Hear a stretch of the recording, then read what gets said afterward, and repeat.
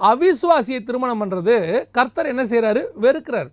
கர்த்தருக்கு ஏன் காரணம் என்னென்னா, அவனுக்குள் தேவனுடைய ஆவி இருக்குது, இவங்களுக்குள்ள தேவ ஆவி இல்லை, அவங்க வெறும் மாம்சம். அதனால தான் ஆண்டவர் சொல்கிறார், என் ஆவி மனுஷனோடு கூட போராடுவது இல்லை. இதுதான் அன்றைக்கி பாவமாக இருந்தது. அன்றைக்கி இந்த தேவபுத்திரை தான் சர்ச்சுன்னு வச்சுக்கோங்க.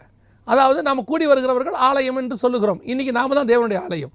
இன்றைக்கி இந்த ஆலயத்துக்குள் இருக்கிறவர்கள் உலகத்தின் மக்களை பார்த்து, உலகத்தின் சௌந்தரியத்தை கண்டு, அழகை கண்டு, அவர்களிடத்தில் இவர்கள் தங்களுடைய தொடர்பு வச்சுக்கொள்கிறாங்க. நாட் ஒன்லி நான் டாக்கிங் அபவுட் த மேட்ரிமோனியல், நான் வெறும் திருமண காரியங்களை குறித்து மாத்திரம் பேசவில்லை. அவிஸ்வாசி விஸ்வாசியோடு கூட பிணைக்கப்படக்கூடாதுன்னு பைபிள் சொல்லுது. அது மிகப்பெரியதான ஒரு பாவம்.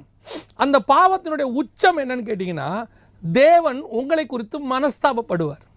இன்றைக்கி கடைசி காலத்தில் உலகம் சபையோடு கூட இணைய தொடங்கி இருக்கு.